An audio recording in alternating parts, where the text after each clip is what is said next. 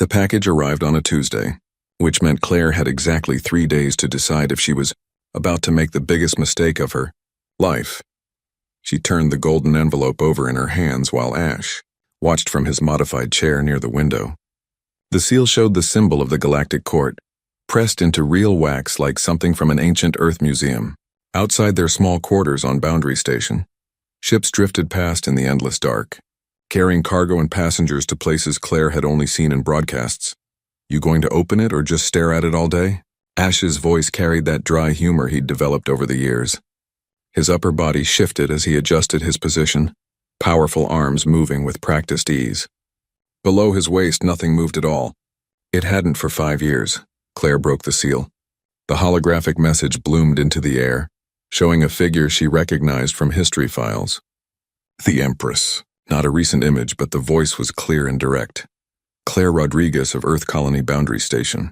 You are summoned to attend the Universal Peace Summit on Meridian. Your presence is required. You may bring 1 family member. Transportation will arrive in 72 hours. The message ended. Claire stood very still. Well, Ash said quietly. That's something. Claire walked to the small kitchen and started making tea, her hands moving through the familiar routine while her mind raced. The Universal Peace Summit happened once every few centuries. Every species sent representatives. Treaties were signed. Alliances were formed or broken. It was the kind of event that shaped the galaxy for generations, and they wanted her. A terraforming engineer from a backwater station who happened to be raising a dragon. You know what they'll say, Ash continued. He'd rolled his chair closer, watching her with those golden eyes that saw too much. About me coming with you. Claire did know. She'd heard it all before, right here on the station. Dragons were supposed to be fierce. Warriors. Creatures of legend who could tear through ship hulls and survive in the vacuum of space. They were respected, feared, admired. They were not supposed to be paralyzed. The accident had happened in the lower mining sector. A support beam failure. Ash had been working with the human crew, helping to expand the station's resource collection. He'd been 16, barely past hatchling stage in dragon terms. The beam had crushed his spine. The human doctors had saved his life, but couldn't fix the damage some of the other dragons on the station had quietly suggested it would have been kinder to let him die. Claire had suggested they could go to hell. I'm not leaving you here, she said, pouring the tea. If they want me, they get both of us. Claire. Ash's voice was gentle. This is important. Political. The kind of thing that could help humanity's standing in the galaxy. If I come along and embarrass you, stop. She carried both cups to the window seat they'd built together, the one where Ash could transfer from his chair and look out at the stars. You're my son. That's not negotiable. I'm not actually your son. Biologically speaking, I'm a completely different species who you found dying in an escape pod 7 years ago. Still my son. Ash made a sound that was almost a laugh. He transferred to the window seat with the smooth efficiency of long practice. His tail, still fully functional, helped with balance. Claire handed him his tea and sat beside him. They're going to talk, he said quietly. You know they will. Dragons don't do this. We don't show weakness. We don't bring our broken to important events. Good thing you're not broken. My legs don't work, Claire. Your legs don't work. You do. There's a difference. Through the window, they watched a transport ship dock at the far end of the station. Ash sipped his tea in silence. Claire knew he was thinking about all the times they'd faced the stares, the whispers, the occasional outright hostility. The dragon community on Boundary Station was small but vocal. They'd made their opinions clear. Ash was an embarrassment. A reminder of fragility that dragons weren't supposed to have. Claire had ignored them then. She'd ignore them at the summit too. Commander Briggs stopped by the engineering bay yesterday, she said after a while. Wanted to talk about the summons. He'd heard about it somehow before I even got the message. What did he say? That taking you would be a diplomatic disaster. That I should make an excuse. Say you're sick or busy. Anything but bring you to Meridian where every important person in the galaxy will see you. He might be right. He's not. Claire set down her cup. You know what humanity is known for in the galaxy? Violence. Aggression. We're the species that fought our way off a death world and kept fighting everything we met. We've got a reputation for being tough and mean and not backing down. That's not entirely fair. but it's what they think. So maybe it's time they saw the other side, the part where we don't give up on family, where we adapt and build and make room for everyone, not just the strongest. Ash was quiet for a long moment. Then he smiled, showing teeth that could still tear through metal. You really think that's going to go over well? Probably not. But I don't care. The next 72 hours passed in a blur of preparation. Claire arranged coverage for her work shifts. She modified Ash's travel chair for the long journey. She packed their clothes and his medications and tried not to think too hard about what they were walking into. On the station, word spread fast. Claire felt the stares in the corridors, heard the whispers in the dining halls. Some people offered quiet encouragement. Most just watched with concern or disapproval. The worst was 2 days before departure. Claire was checking the chair's power systems when Crimson Scale appeared in their doorway. He was an older dragon, deep red scales gleaming, fully functional in all the ways Ash wasn't. He was also the unofficial leader of the dragon community on Boundary Station. This is a mistake, he said without preamble. Claire didn't look up from her work. You've made your opinion clear. You're making a spectacle of him, of all of us. Dragons are warriors. We're symbols of strength. Bringing him to the summit, putting him on display, it's disrespectful to everything we are. Now Claire did look up. He's not a symbol. He's a person, and he has every right to be there. He has the right to dignity, to privacy, not to be paraded in front of the galaxy as some kind of curiosity. I'm right here, Ash said quietly. He'd been working on his data pad in the corner. You could talk to me instead of about me. Crimson Scale turned to him. For a moment, something like sympathy crossed his face. You're young. You don't understand what this will cost. Not just for you, but for every dragon trying to maintain respect among the other species. Maybe that respect isn't worth having if it only applies to some of us. The older dragon left without another word. That night, Claire lay awake in her bunk listening to Ash's breathing in the next room. She wondered if Crimson Scale was right, if she was being selfish, if her stubborn insistence on bringing Ash was going to hurt more than help. Then she remembered finding him 7 years ago. A hatchling alone in a damaged pod, parents dead. Crying in a language she didn't speak but understood anyway. She remembered teaching him English and him teaching her dragon tongue. Remembered the accident, the surgery, the long months of recovery. Remembered every person who'd suggested she give up on him, and her absolute refusal to even consider it. No, she wasn't wrong. She couldn't be. The transport arrived exactly on time. It was bigger than Claire expected, with quarters for dozens of species. As they boarded, she felt the weight of hundreds of eyes. Human, alien, all watching as she pushed Ash's chair up the ramp. Someone in the crowd said something in a clicking language she didn't know. Others laughed. Claire kept walking. Ash's hand found hers, scaled and warm. She squeezed it once. They were going to Meridian. Together. Whatever happened next, they'd face it the same way they'd faced everything else, as a family. The transport ship smelled like 1,000 different worlds packed into recycled air. Claire had been on mixed species vessels before, but never one this large or this crowded. Every cabin was full. Every corridor bustled with delegates and their attendants, all heading to Meridian for the summit. Most of them went quiet when they saw Ash. Their assigned quarters were on Deck 7, in a section modified for larger species. The room was actually bigger than their entire living space on Boundary Station, with adaptive furniture that could shift for different body types. Ash transferred from his travel chair to the broader support station built into the wall, his face tight with the effort of staying composed under so many stares. Claire sealed the door and finally let herself breathe. Well, Ash said. That was fun. We've had worse, and name one time. Claire thought about it. That festival on the station last year, when those visiting diplomats asked if you were a pet? Okay, that was worse. Ash managed a weak smile. Barely.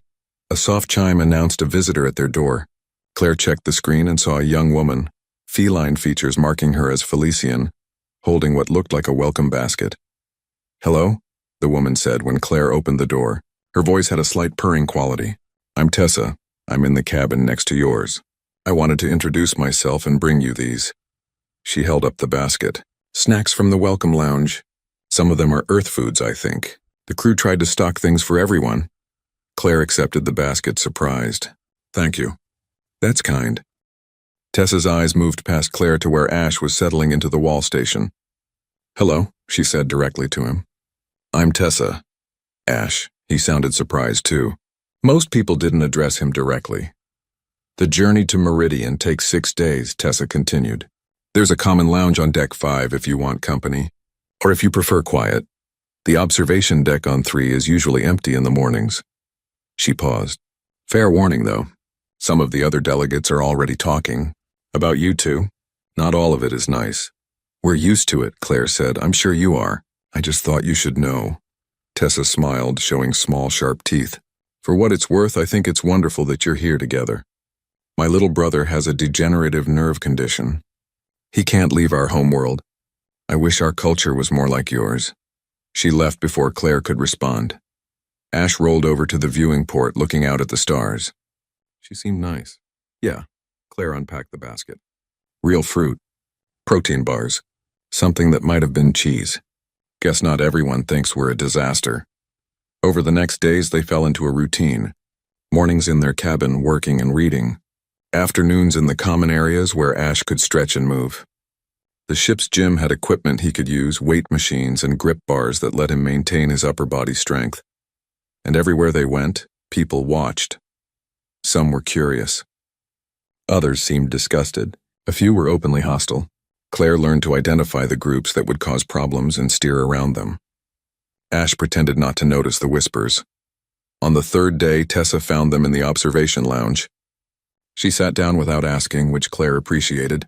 Too much politeness felt like pity. There's a formal dinner tonight, Tessa said. All delegates required to attend. I thought I should mention it since the announcement was in Galactic Standard and sometimes the translations are terrible. Thanks, Claire said. We got the message. We'll be there. Good. Tessa hesitated. There's something else. Some of the dragon delegates from other ships have been talking. They're not happy that Ash is here. They think it reflects badly on their species. Ash's jaw tightened, but he didn't speak. Let them think what they want, Claire said. I'm on your side, Tessa said quickly. I just thought you should be prepared. One of them, a dragon named Crimson Scale from your station, has been particularly vocal. He followed us here? Ash asked. He's not from your ship, but apparently he sent messages ahead. He's been talking to the other dragon representatives. Tessa looked uncomfortable. I probably shouldn't be telling you this, but I've seen this kind of thing before. When powerful groups decide someone is an embarrassment, they try to force them out. I don't want that to happen to you. Claire felt cold anger settle in her stomach. They can try. The formal dinner was held in the main assembly hall, a massive space that could accommodate species from aquatic to aerial to ground-dwelling. Tables were arranged by planetary affiliation. The Earth contingent was small, just a handful of diplomats and Claire. She wore her nicest clothes, which weren't very nice. Ash had polished his scales and positioned himself with careful dignity. They entered together, Claire walking beside his chair. The conversations didn't stop exactly, but they got quieter. Heads turned. Claire felt the weight of hundreds of eyes and kept moving. Their assigned table was near the back. 3 other humans were already seated, all diplomats she recognized from broadcasts but had never met. They introduced themselves with professional courtesy that felt rehearsed. None of them mentioned Ash except to nod in his direction. Halfway through the meal, a commotion started near the front. Claire looked up and saw dragons, 5 of them, all moving together toward their table. Crimson Scale was leading them. Here we go, Ash muttered. The dragons stopped in front of their table. Every conversation in the hall died. Even the servers froze. Crimson Scale looked at Ash with an expression Claire couldn't read. Disgust? Pity? Shame? This is inappropriate, Crimson Scale said. His voice carried across the silent hall. You should not be here. Your presence dishonors all dragons. Claire started to stand, but Ash's hand shot out, gripping her wrist. He looked up at Crimson Scale and spoke clearly. I'm here because I was invited. Same as you. You were invited as a courtesy. An error in judgment. Dragons are warriors. We're meant to be symbols of strength and honor. You are neither. I survived a mining accident that should have killed me, Ash said. His voice was steady. I relearned how to live after losing half my body. I work full shifts in engineering despite needing equipment to move around. If that's not strength, I don't know what is. That's survival. Not the same thing. Then maybe your definition is too narrow. One of the other dragons stepped forward. You make us look weak. When other species see you, they see vulnerability. They see something to exploit. When other species see me, Ash said, they see reality. That bad things happen. That bodies fail. That life doesn't always go according to plan. And when they see Claire, they see someone who didn't give up, who adapted, who built a family across species lines and made it work. If that makes you uncomfortable, that's your problem, not mine. Crimson Scale's scales seemed to darken with anger. You have no right, excuse me. A new voice cut through the tension. Everyone turned to see an elderly human diplomat standing up, a woman Claire recognized as Ambassador Lu. I believe this young dragon has every right to be here, as does his mother. And I think it's fascinating that you're more concerned with appearances than with the truth he's speaking. Another voice joined in. This one from a Felisian delegate. My people have a saying. Those who cannot adapt cannot survive. Seems like adaptation is exactly what we're seeing here. More voices rose. Not all in support, but enough. The hall erupted into arguments and debates. Crimson Scale looked around, clearly not expecting this response. The dragons retreated, but Crimson Scale's eyes promised this wasn't over. Claire reached over and took Ash's hand. It was shaking slightly. You okay? She whispered. No, but I will be. After dinner, back in their quarters, Ash broke down. Not crying exactly, but something close. The weight of holding himself together in front of everyone finally became too much. Claire held him while his shoulders shook. She didn't say it would be okay. She didn't promise it would get easier. She just held on. I hate this, Ash said finally. I hate that my body makes things complicated for you. I hate that people see me as a problem to solve or hide away. I hate that I can't just be normal. Normal is overrated, easy for you to say. Your legs work. My legs work, Claire agreed. But I'm raising a dragon on a human colony station while working a job that barely pays enough for both of us. I'm attending a galactic summit where I'll probably say something that causes an intergalactic incident. I've got no formal diplomatic training and everyone thinks I'm making a huge mistake. So no, I'm not normal either. We're both just doing our best. Ash laughed weakly, when you put it that way. We've got 3 more days until we reach Meridian, Claire said. Then the real summit starts. The Empress will be there. Every major species will be represented. Whatever happens here on the ship is just the opening act. Great. Something to look forward to. But despite his words, Claire saw something shift in Ash's expression. A hardening. A decision being made. He was done apologizing for existing. Whatever came next, they'd face it head-on. Later that night, Claire received a message on her personal comm. It was brief and formal, with the Empress's seal at the bottom. Claire Rodriguez and Ash. You are invited to a private audience the day after your arrival. Come alone. No attendance. No recording devices. The location will be provided upon landing. Claire read it 3 times. A private audience with the Empress. Before the official summit even began. She didn't know if that was good or bad. But she knew one thing for certain. The galaxy was about to learn something about humans. They didn't abandon their family. Not for politics. Not for convenience. Not ever. And if that made them different from every other species, so be it. Meridian was the kind of planet that made you understand why wars were fought over territory. From orbit, it looked like someone had taken every beautiful thing in the galaxy and compressed it into one world. Blue oceans, green continents, cities that glowed with soft light instead of harsh industrial glare. The capital world of the Galactic Court had been chosen thousands of years ago, and it showed in every carefully planned detail. The transport landed at a facility bigger than most space stations. As Claire and Ash disembarked, they joined rivers of beings flowing through corridors designed to accommodate every possible body type. Floating species drifted overhead. Aquatic species moved through water-filled tubes. Ground dwellers like humans and dragons took the standard walkways.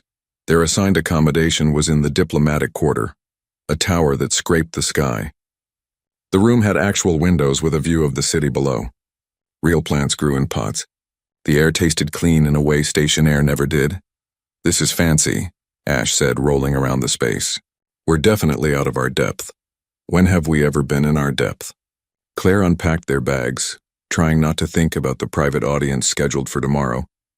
The message had been waiting when they landed, along with coordinates and a time. Nothing else. Tessa visited within an hour, bearing more snacks and information. The official summit starts in 3 days, she explained. Tomorrow there are orientation sessions for first-time attendees. You should probably go to those. They explain protocol, proper forms of address, all the rules about who can speak when. What about the private audience? Ash asked, with the Empress. Tessa's eyes widened. That's all anyone is talking about. No one gets private audiences before the summit, especially not newcomers. The betting pools have about 50 theories ranging from you being secretly royalty to the Empress planning to make an example of you. That's comforting, Claire muttered. For what it's worth, I think she wants to meet you because you're interesting. The Empress is old. Really old. Probably seen everything 1,000 times. You two are different. After Tessa left, Claire tried to sleep but couldn't. Her mind kept spinning through scenarios, each worse than the last. What if the Empress was traditional? What if she sided with Crimson Scale and the other dragons? What if bringing Ash here had been a terrible mistake? Ash seemed to sense her worry. Whatever happens tomorrow, we tell the truth. That's all we can do. The truth might not be what she wants to hear. Then she shouldn't have asked to meet us. They spent the evening watching broadcasts about the summit. Hundreds of species were represented. Thousands of delegates. The Empress hadn't made a public appearance in 50 years, governing through messages and intermediaries. Her decision to attend in person was historic. Something big was happening, though no one seemed to know what. Morning came too quickly. An escort arrived exactly on time, a tall being with blue skin and too many joints. They spoke in careful galactic standard. Claire Rodriguez and Ash, come with me, please. Leave all devices. Bring nothing but yourselves. They traveled by private transport, flying over the city to an older section, where buildings were made of actual stone instead of modern materials. Their destination was a garden complex, walls covered in vines, paths winding between ancient trees. The escort left them at an entrance. Go through. She waits inside. The garden was quiet in a way that felt intentional. No city sounds penetrated the walls. Water trickled somewhere nearby. The path was smooth enough for Ash's chair. Winding between plants Claire didn't recognize. They found her in a clearing, sitting on a bench near a fountain. Claire had seen images of the Empress, but they hadn't prepared her for the reality. She looked like someone had taken light and given it form. Her body was crystalline, semi-transparent, shifting through colors that had no names. She wasn't tall or imposing. She was simply there, and that was enough. Claire and Ash. Her voice resonated in a way that bypassed ears and went straight to understanding. Thank you for coming. Thank you for inviting us, Claire managed. Ash was staring, clearly as overwhelmed as she was. Sit, please. This is not a formal audience. I wanted to meet you privately, away from the others. The Empress gestured to a bench across from her. Claire sat. Ash positioned his chair beside her. I imagine you're wondering why I asked to see you, the Empress continued. The simple answer is curiosity. I'm very old. I've governed this court for longer than most species have had space travel. I've seen every type of being, every kind of civilization. And yet you surprised me. How? Ash asked quietly. By being exactly who you are, by refusing to hide, by coming here despite knowing you would face judgment and scorn. The Empress's form brightened slightly. Tell me, how did you two become family? Claire told the story. Finding Ash as a dying hatchling, learning to communicate, raising him while working full shifts, the accident, the recovery, the daily reality of making their lives work despite everything. The Empress listened without interrupting. When Claire finished, there was a long silence. I was not always like this, the Empress said finally. I had a body once, solid, real. I was a warrior for my people. We fought a war that lasted centuries. During one battle, my body was destroyed. I survived only as consciousness, a mind without form. She paused, her colors shifting to deeper shades. My people considered me dead, useless. They prepared to select a new ruler.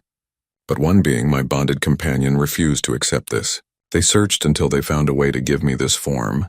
It took years. During that time, I was kept hidden. My people were ashamed of what I had become. Claire felt something click into place. They thought you made them look weak. Exactly. A broken ruler was worse than no ruler at all. When I finally emerged in this crystalline form, there were those who said I should abdicate, that I was no longer fit to lead. The Empress's voice carried old pain. My companion stood with me, said that I was more than my body. That leadership came from wisdom, not physical form. It took decades, but eventually my people accepted this truth. Ash was leaning forward. What happened to your companion? They lived a long life, died of natural causes many centuries ago, but their lesson remained. True civilization is not measured by the strength of its warriors or the perfection of its people. It is measured by how it treats those who cannot fight, those who are different, those who need help. That's why you invited us, Claire said slowly. Yes. I've watched humanity since you joined the galactic community. You're violent, aggressive.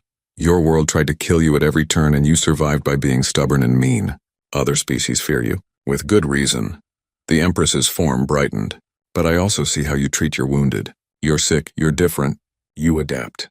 You build. You make room. This is rare. Most species grow strong and then forget how to be kind. We're not that special, Ash said. Humans fight all the time about who deserves help.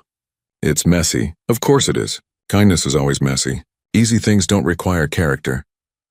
The Empress stood, moving with a grace that didn't need legs. I asked you here because the summit is about to change everything. I'm going to propose new laws, new standards, requirements that every species provide for all their citizens, not just the strong and healthy. Many will resist. They'll say it's too expensive, too complicated, that the weak should simply be left behind. They'll say we're trying to make everyone soft, Claire guessed.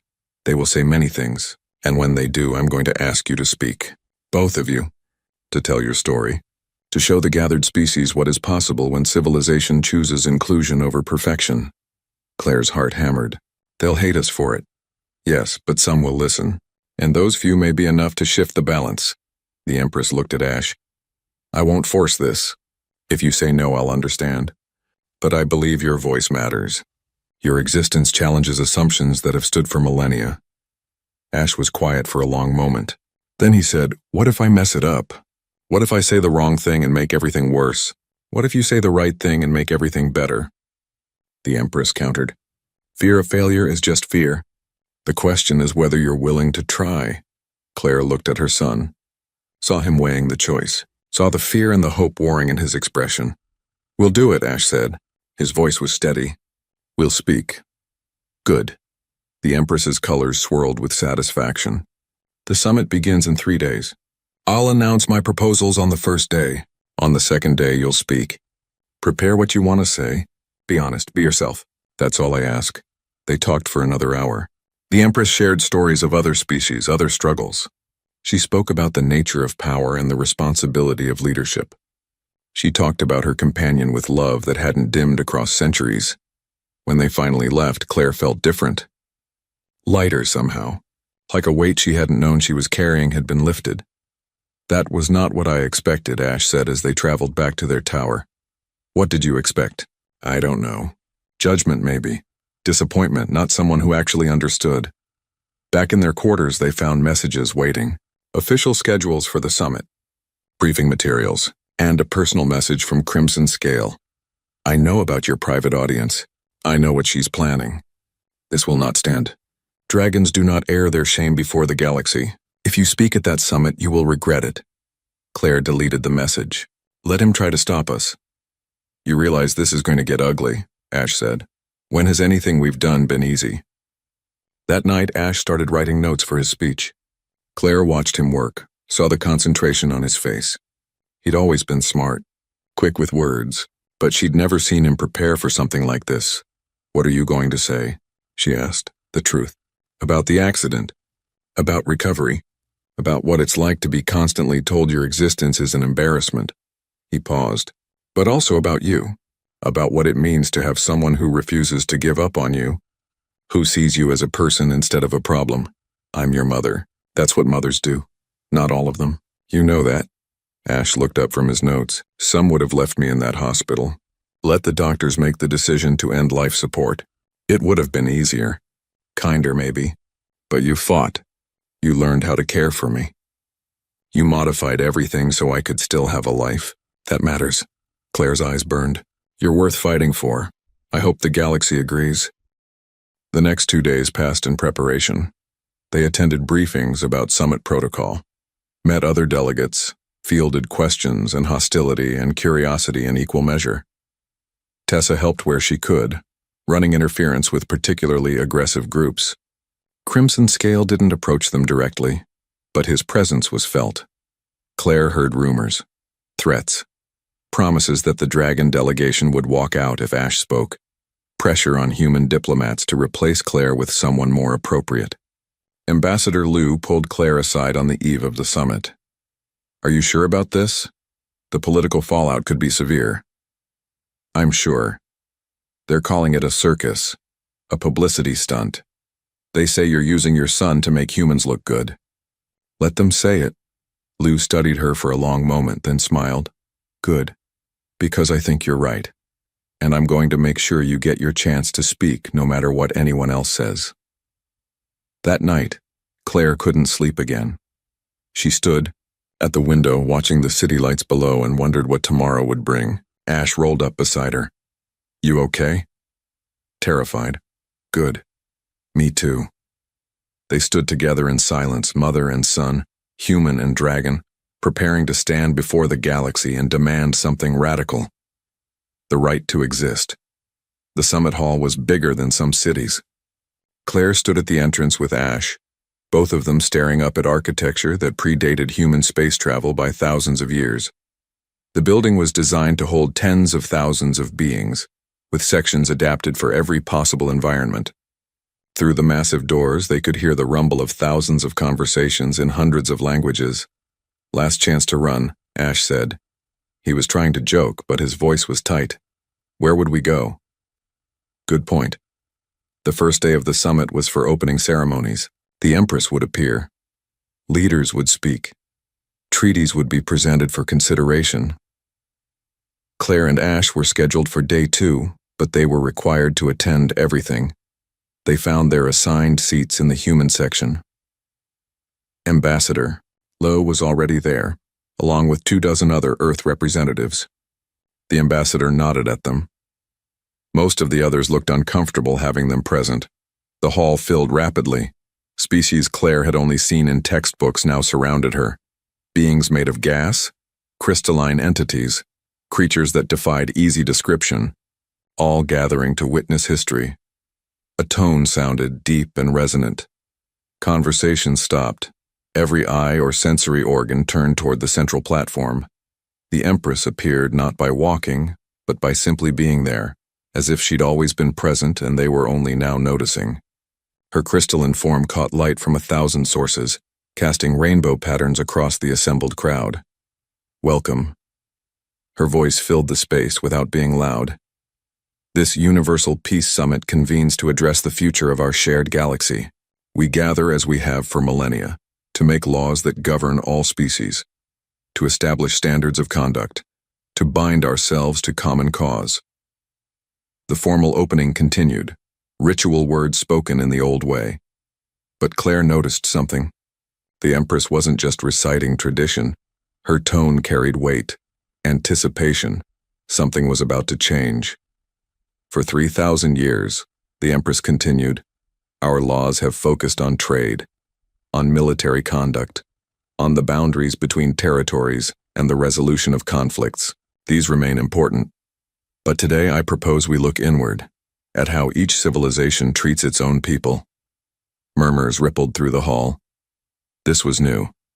I propose the Accessibility Accords, a framework requiring every species to provide for all citizens, regardless of physical capacity, to build infrastructure that includes rather than excludes, to measure civilization not by the strength of warriors, but by the care given to all.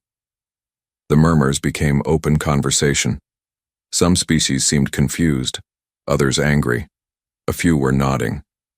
"This is unprecedented," someone near Claire hissed. "She can't mandate internal policy." "She's the Empress," someone else replied. "She can propose whatever she wants." The Empress raised one crystalline hand, and silence fell. "I know this challenges tradition. Many of you govern by the principle that strength determines worth, that those who cannot contribute should not consume resources, that efficiency requires hard choices." She paused. "I am here to tell you that principle is a lie.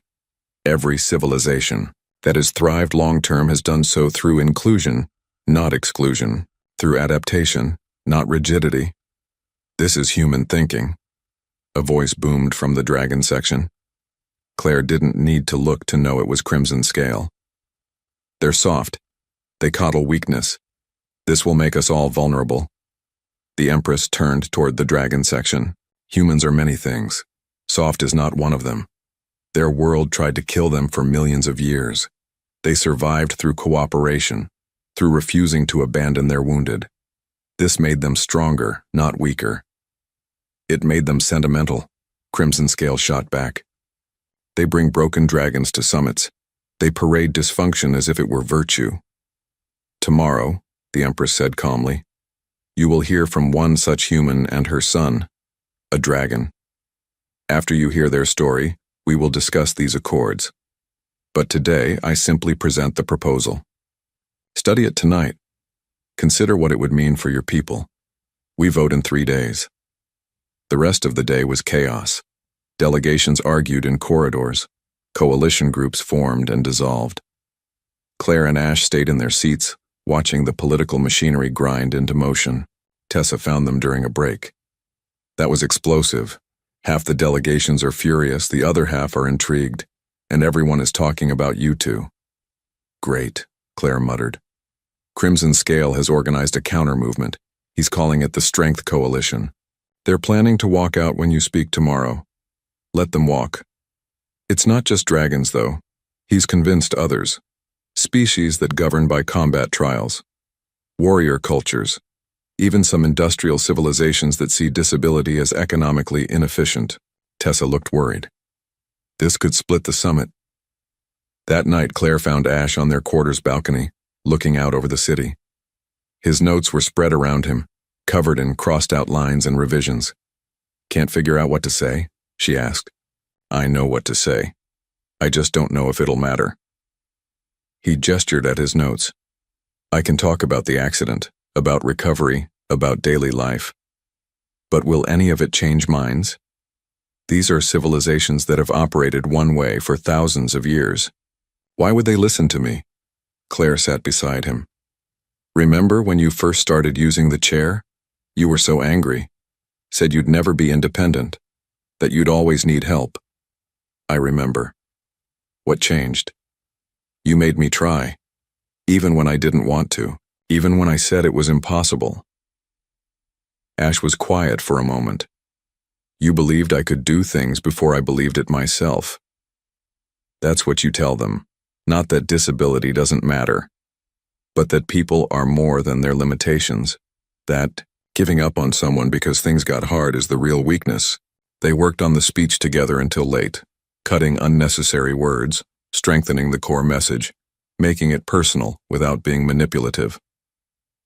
Around midnight, Ambassador Liu contacted them. There's a situation. Can you come to conference room 7? They found a small gathering waiting. Liu, Tessa, and a handful of other delegates from various species. A Felisian elder. A being made of organized energy. A rock-like creature from a high-gravity world. Others Claire didn't recognize. We wanted to meet you before tomorrow, Liu explained. Not officially, just as people. The Felisian elder spoke first. I have a granddaughter with a developmental disorder. She's intelligent, creative, but she processes information differently than others. My people have no support systems for beings like her. I've spent my life hiding her existence because showing weakness is not acceptable in our culture. My partner lost their mobility in an industrial accident, the energy being said, their voice crackling. They committed ceremonial suicide because continuing life was considered shameful. I didn't stop them because I believed our cultural teaching, but I've regretted it every day since. One by one, they shared stories, hidden family members, lost loved ones, personal experiences with disability and difference that they'd never spoken about publicly. Each story was different, but the theme was the same. Fear, shame, the weight of cultures that demanded perfection. Why are you telling us this? Ash asked quietly. Because tomorrow you're going to stand in front of the galaxy and say things we've never had the courage to say, Liu answered. We wanted you to know you're not alone, That there are more of us than you think. We're just scattered, isolated, each thinking we're the only ones who question the way things are. If the Accords pass, Tessa added, it won't fix everything. But it'll give us a foundation, a place to start building something better. And if they don't pass, Claire asked, then at least we tried. At least someone spoke up. The rock being's voice rumbled. Sometimes that's enough. Sometimes one voice starts an avalanche. The meeting broke up late. As Claire and Ash returned to their quarters, they passed groups still arguing in corridors. The summit complex never truly slept, but tonight it was especially alive with debate and discussion. In their room, Claire finally crashed. Exhaustion, overwhelming anxiety. She slept badly, dreaming of vast audiences and hostile faces. She woke to alarms blaring. Ash was already awake, staring at his chair. Or what was left of it. Someone had sabotaged it during the night. The power systems were fried. The steering mechanism destroyed. It was completely unusable. Security breach, a mechanical voice announced. All delegates remain in quarters. Investigation in progress. Claire felt cold rage settle in her chest. This wasn't random. This was targeted. Someone wanted to keep Ash from speaking. She examined the chair. The damage was thorough, professional. This would take days to repair, maybe weeks. They had hours. It's over, Ash said. His voice was hollow. I can't get to the hall without the chair. Even if I could, I can't stay upright for a speech. It's finished. No. Claire was already moving, grabbing her tools. We fix this. Claire, look at it. It's destroyed. Then we build something new. She worked with desperate speed, cannibalizing parts from other equipment. Ash watched at first, then started helping. His knowledge of engineering matching hers. They stripped components from the room's furniture, used medical equipment, borrowed pieces from their luggage. 2 hours before the speech, they had something. Not the sophisticated chair Ash usually used. A crude frame, barely functional steering, but mobile. It looks like junk, Ash said. It works. That's what matters. Security cleared them to leave with an hour to spare. As they moved through the corridors, people stared at the makeshift chair. Some with pity, others with contempt, a few with what might have been respect. Crimson Scale was waiting near the hall entrance. Having technical difficulties? Nothing we couldn't handle, Claire said. Pity, I'd hoped you'd see reason and withdraw. But since you insist on this farce, know that I and 40 other delegations will be walking out the moment you begin speaking. You'll have your moment, but it will be before an emptying room. Then they'll miss something important, Ash said. They entered the hall, found their spot. The crude chair drew attention immediately. Whispers spread like fire. The Empress was already present. When she saw them, her colors brightened with what looked like approval. Ambassador Liu leaned over. What happened? Sabotage. We handled it. Of course you did, Liu smiled. Ready? Claire looked at Ash, saw her own fear reflected in his eyes, but also determination. They'd come too far to back down now. Ready? Ash said. The Empress rose. The hall quieted. Today we hear testimony regarding the Accessibility Accords. Our first speakers are Claire Rodriguez of Earth and her son Ash. She looked directly at them. Please come forward. Claire stood, began pushing the makeshift chair toward the central platform. Every eye watched them cross that distance. It felt like miles. Behind them, chairs scraped. Crimson Scale and his coalition were standing, making their dramatic exit. 40 delegations, thousands of beings, all walking out. The Empress didn't stop them, just watched with her crystalline face showing nothing. Claire and Ash reached the platform. She locked the chair's wheels, stood beside him, looked out at the remaining crowd. Half the hall had emptied. The other half waited to hear what they had to say. The silence after the walkout was absolute. Claire stood on the platform beside Ash's jury-rigged chair and felt the weight of thousands of eyes. Behind her, the massive doors were still closing on Crimson Scale and his supporters. In front of her, species from across the galaxy waited. She hadn't prepared a speech. That had been Ash's job.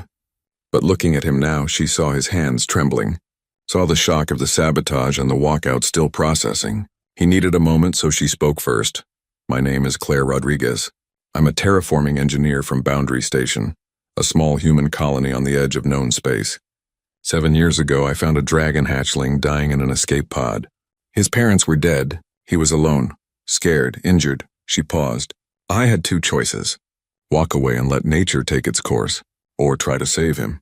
I chose to try. Her voice was steady, simple. She wasn't a diplomat or a politician, just someone telling a story. It wasn't easy.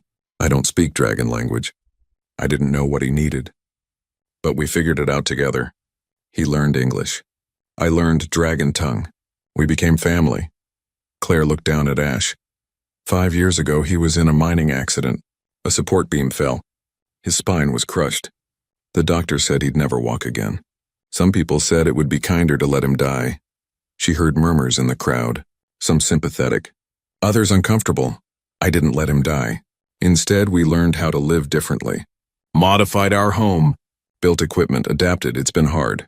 Every day brings new challenges. But every day he's still here. Still thinking. Still creating. Still mattering. Claire's hands gripped the podium. Some of you walked out because you think his existence is shameful. That showing him to the galaxy makes dragons look weak. But I look at him and see strength. The kind that doesn't come from muscles or weapons. The kind that comes from waking up every day and choosing to keep going when everything says you shouldn't. She stepped back. Ash rolled forward slightly.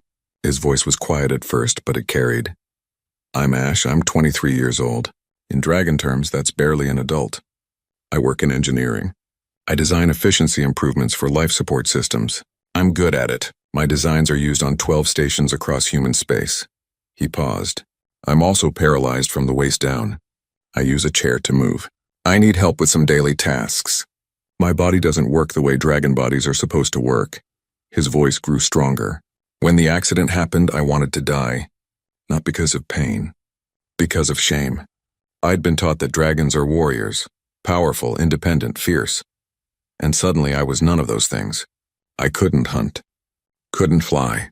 Couldn't do any of the things that made me dragon. Ash looked out at the crowd. Claire wouldn't let me give up.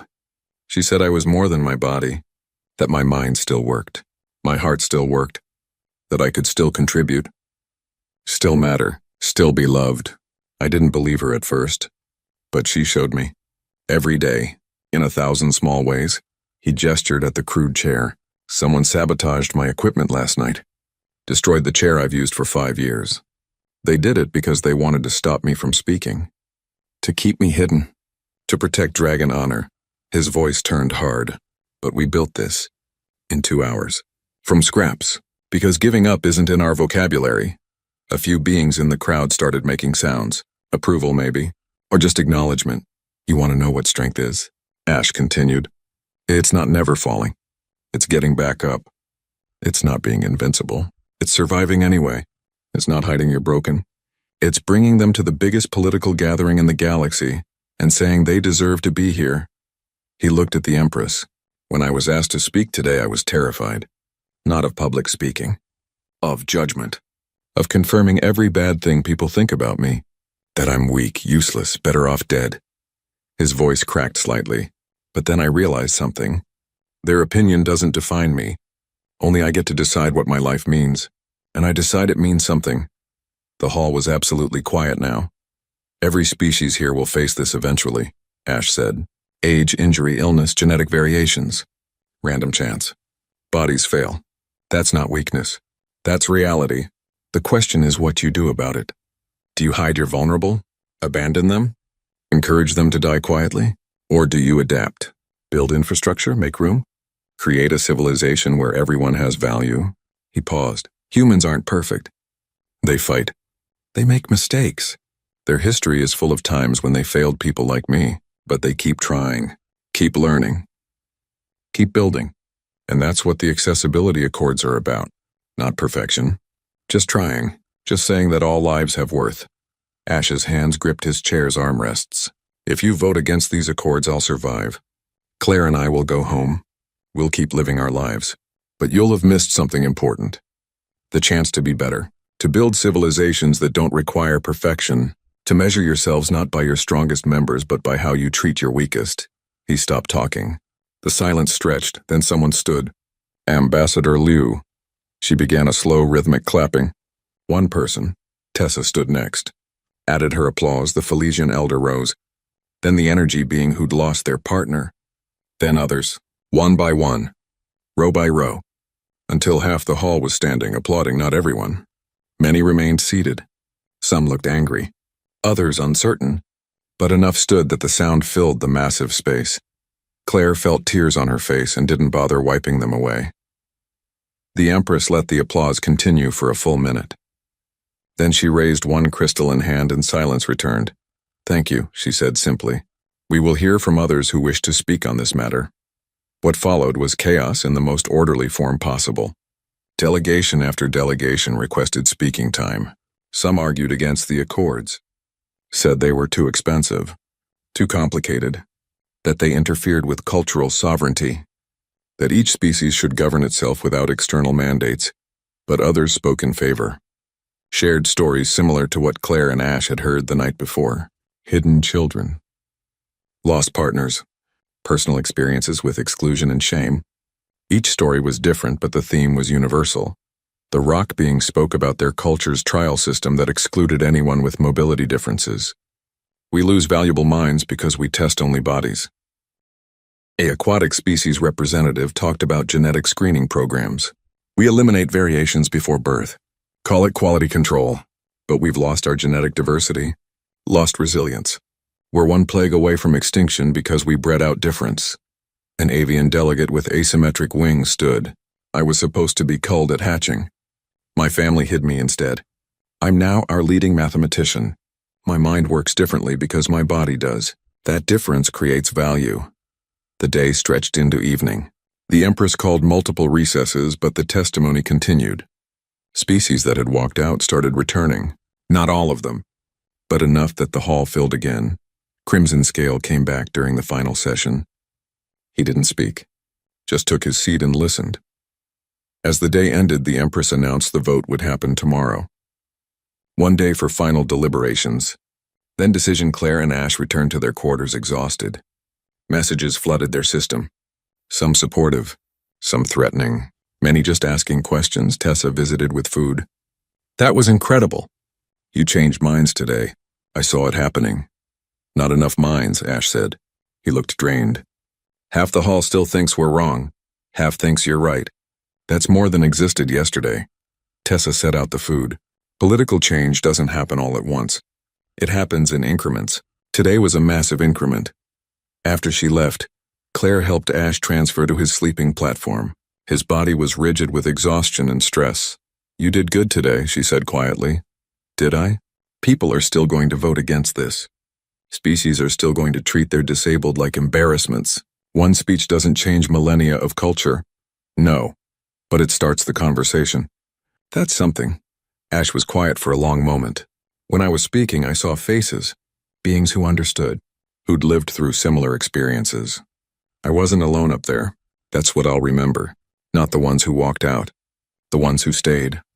That night, the city outside their window glowed with activity. News broadcasts discussed the summit. Opinion pieces appeared. Debate raged across communication networks. The galaxy was talking. About disability, about value, about what civilization meant. Whether the accords passed or not, something had shifted. The next day, the hall filled early. Every delegation was present, even the ones who'd walked out. The atmosphere was tense with anticipation. The Empress took her position. We vote now on the accessibility accords. These accords establish minimum standards for infrastructure, support systems, and inclusive practices. Each species maintains sovereignty in implementation, but agrees to meet baseline requirements. The vote requires a 2/3 majority to pass. The voting process was complex, accounting for different delegation sizes and political structures. It took hours. Claire watched numbers climb on the display screens. For, against, abstaining. It was close. Far closer than she'd hoped. As the final tallies came in, the Empress stood. The accessibility accords have passed. By a margin of 68%. They will take effect across all member species beginning next year, with full implementation required within a decade. The hall erupted. Cheers from some. Shouts of protest from others. Pure chaos. Claire grabbed Ash's hand. They'd done it. Actually done it, but the celebrations were short-lived. As the day progressed and delegates left the hall, Claire noticed something. A group forming, moving with purpose. Heading their direction, security intervened before anything happened. But the threat was clear. This wasn't over. Passing the law was one thing. Implementation was another. And some beings were very angry about what had just happened. That evening, as they prepared to leave Meridian, Ambassador Liu visited. Security is concerned. There have been credible threats. We're arranging protected transport back to Boundary Station. Because we spoke up? Claire asked. Because you changed things. Some beings don't react well to change. Liu looked tired. But you should know. 50 species have already started implementation planning. They're not waiting the full year. They want to be early adopters. To show it can be done. After Liu left, Claire found Ash on the balcony again, looking at the city one last time. We're going to be famous, he said, and not in a good way. Probably. Worth it? Claire thought about all the beings who'd shared their stories. About the vote. About the future that was now possible. Yeah, she said. Worth it. They left Meridian the next day, protected by security, watched by cameras, changed by everything that had happened. The galaxy would never be quite the same. Neither would they. The transport ride home should have been quiet. Instead, every communication channel buzzed with news from Meridian. The accessibility accords dominated broadcasts across the galaxy. Analysis, debate, protests and celebrations in equal measure. Claire and Ash's faces appeared on screens everywhere, sometimes praised, often criticized, always watched. 3 days into the journey, something happened that neither of them expected. Crimson Scale requested a private meeting.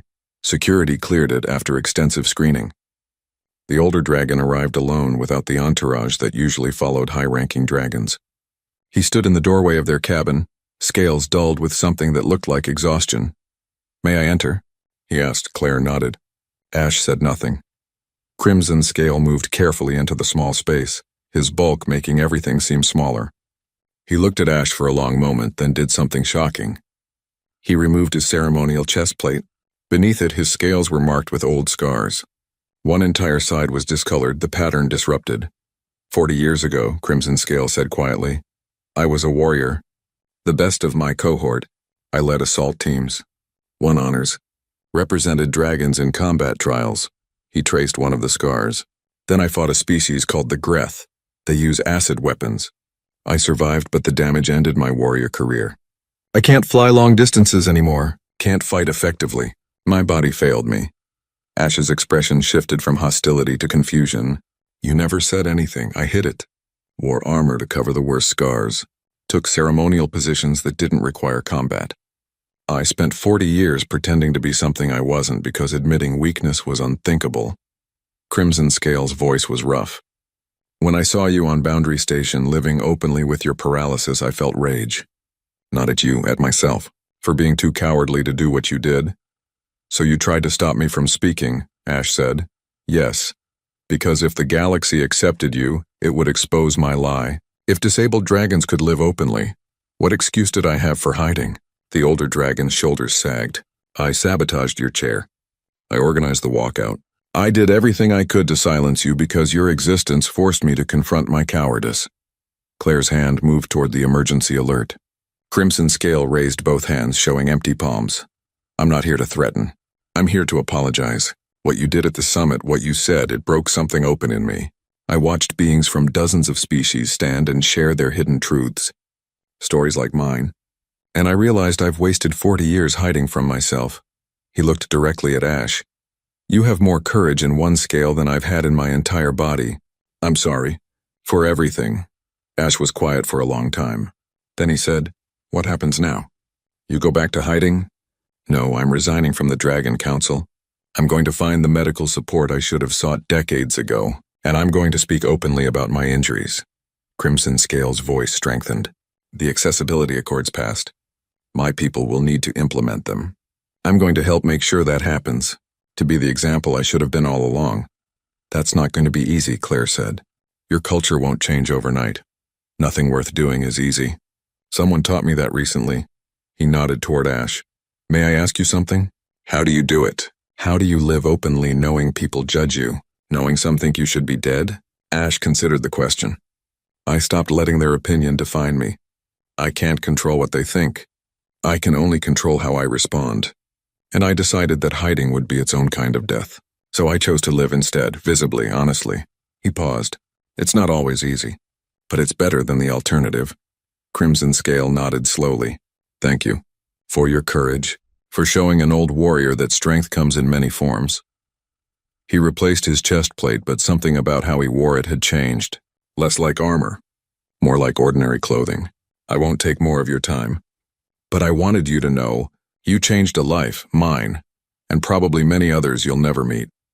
After he left, Ash sat very still. Processing. You okay? Claire asked. I think so. That was unexpected. People can surprise you. Yeah. Ash smiled slightly. Even the ones who try to sabotage your mobility equipment. They arrived at Boundary Station 4 days later. Claire expected a quiet return. Maybe a few friends at the docking bay.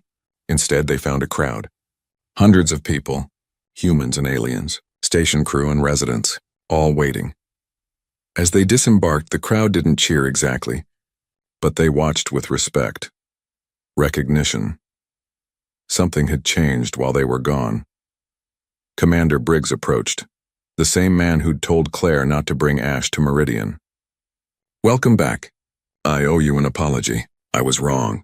About everything. Accepted, Claire said. We've started implementing accessibility modifications across the station. Nothing fancy yet, but ramps, better door controls, adapted workstations.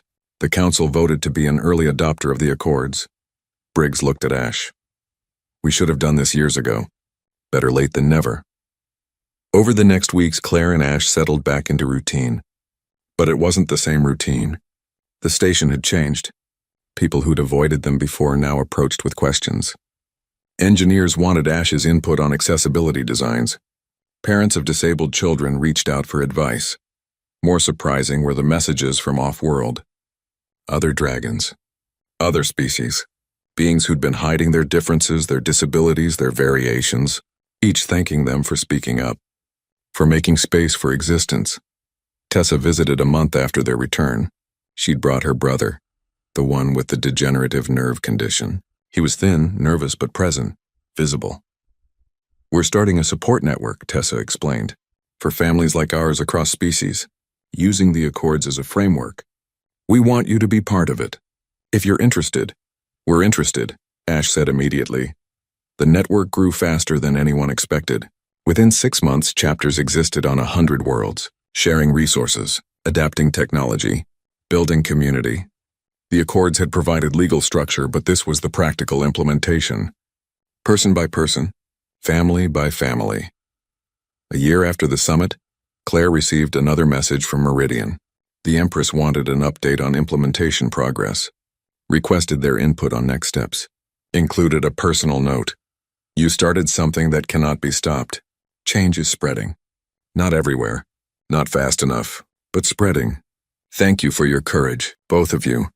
Claire read the message to Ash while they sat in their usual spot by the window. Outside ships came and went. The same view they'd watched for years. But now some of those ships flew small blue flags. The symbol of the Accords. The symbol of a galaxy slowly learning to include everyone. Do you ever think about what would have happened if we hadn't gone? Ash asked, sometimes. But we did go, so it doesn't matter. The Empress would have found someone else, made her proposal anyway. Maybe, but it wouldn't have been our story, and I think our story mattered. Ash watched a ship dock at the far platform. What do we do now? Same thing we've always done. Live our lives. Work our jobs. Keep showing up, Claire smiled. Although I think we're stuck with the network coordination. Tessa's very persuasive. Could be worse. Could be giving speeches to the entire galaxy.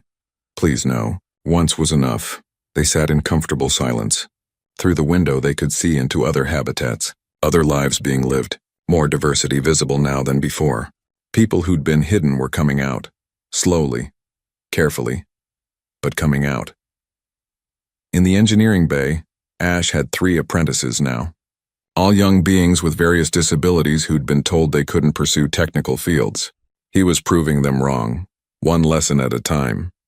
Claire had been promoted to senior terraforming engineer. Not because of fame. Because her designs prioritized accessibility from the start. Buildings that worked for everyone. Systems that didn't require perfect bodies to operate. It turned out that inclusive design was also efficient design. 2 years after Meridian, something unexpected arrived at the station.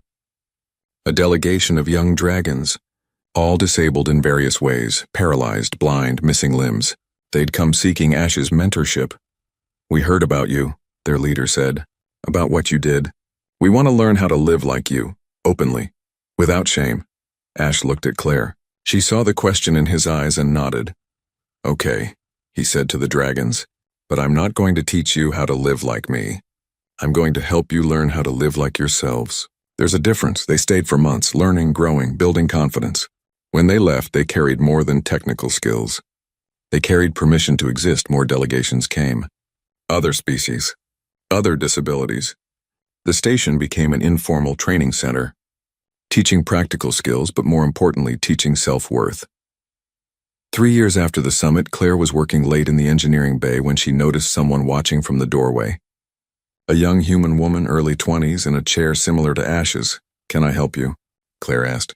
"I'm sorry to bother you. I just arrived on the station. I'm starting a position in hydroponics. Someone told me about Ash, about you. I wanted to meet you." Claire wiped her hands on a rag. "Come in, I'm Claire, I know." "Everyone knows. You're kind of famous." The woman rolled closer. "I was in an accident 6 months ago.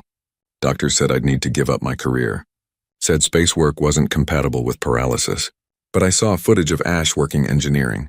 And I thought, if he can do it, maybe I can too. What's your name?" "Rachel." "Rachel, the doctors were wrong. Space work is absolutely compatible with paralysis. It just requires different approaches, better design. Adaptive equipment." Claire gestured around the bay. "See these workstations? Ash designed them. They're used on 40 stations now, all because he refused to accept that his disability meant the end of his career." Rachel looked around with wide eyes.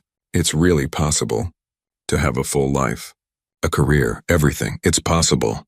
Not always easy, but possible." Claire smiled. "And you're not alone. There are hundreds of us now, across the galaxy, all figuring it out together." That night, Claire told Ash about Rachel, about the hope in her eyes, the determination. "We did that," Ash said quietly. "Not just us, but we started it. Are you glad that we went to Meridian? Sometimes I wonder if we made your life harder. My life was already hard. You made it matter." Ash looked at her seriously. "Before the summit, I existed. Now I'm living. There's a difference."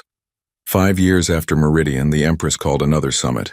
This one focused entirely on accessibility implementation, progress reports, best practices, challenges, successes. Claire and Ash were invited as keynote speakers again. This time they weren't alone. Dozens of beings with disabilities attended, not as curiosities, as experts, as leaders in their fields. The hall that had once gone half empty during their speech was now packed. Species that had walked out were now implementing some of the most innovative accessibility programs in the galaxy. Crimson Scale was there, leading the Dragon Accessibility Initiative. Tessa coordinated the Pan-Species Family Network. When Claire and Ash spoke this time, they didn't talk about struggles and hardships. They talked about solutions, about communities, about futures being built where everyone had a place. After their speech, a young being approached, barely adolescent by their species standards. They moved with difficulty, body not quite coordinating properly. "Thank you," the young being said simply. "My parents were going to kill me. Said I couldn't survive with this body. Then the accords passed. Now I'm in school, learning, living. Because you spoke up, the young being left." Claire felt tears again. 5 years later, and she was still crying at these events. "Worth it?" Ash asked. The same question from years ago. Worth it, they returned to Boundary Station, to their modified home, to their work, to their life. But they carried something new, the knowledge that their actions had rippled across the galaxy in ways they'd never fully understand. 10 years after the summit, Claire was helping Ash test a new mobility device when Commander Briggs contacted them. Turn on the news. Any channel, they did, and saw something remarkable. Dragon Homeworld had just announced a comprehensive accessibility initiative. Full implementation ahead of schedule. Disabled dragons given equal status to warriors. Cultural definitions of strength officially expanded to include resilience, adaptation, and community care. The report showed dragons of all abilities working side by side, showed infrastructure built for everyone, showed a civilization transformed, and at the center of it, leading the initiative, was Crimson Scale, no longer hiding his scars, speaking openly about his journey from shame to acceptance. "We learned," he told the interviewer, "from a young dragon named Ash and his human mother. They showed us that true strength isn't in never falling. It's in helping each other stand. That's what dragons should be. Not solitary warriors, but communities that care for all their members." Ash watched the broadcast with tears streaming down his face. "I never thought, never imagined." "That's the thing about starting revolutions," Claire said softly. "You never know how far they'll go." They sat together in their home, mother and son, human and dragon, two beings who'd defied a galaxy and won not through force but through simple, stubborn love. Outside the window, ships passed, each flying blue flags, each carrying beings who existed because someone had finally said existence was enough. The galaxy had learned something from humanity after all, not violence, not aggression, not the ability to survive death worlds, but the radical revolutionary act of refusing to leave anyone behind. Years later, when people asked Claire what she was proudest of, she never mentioned the summit. Never talked about changing galactic law, never brought up the fame or the recognition. She just pointed at Ash, working, creating, thriving, living a full life despite everything that said he shouldn't. "That," she'd say, "I'm proud of that. Everything else was just paperwork." And Ash would laugh. That same dry humor he'd had since he was young. Paperwork that changed the galaxy. "Details," Claire would reply. But they both knew the truth. Sometimes the smallest acts of love create the biggest waves. Sometimes refusing to give up on one person means refusing to give up on everyone. Sometimes mothers and sons can change everything just by insisting on existing together. That's what humanity brought to the stars. Not weapons or technology or unstoppable aggression, but the simple devastating power of unconditional love and the absolute refusal to abandon family. The galaxy was learning, and it had Claire and Ash to thank for the lesson.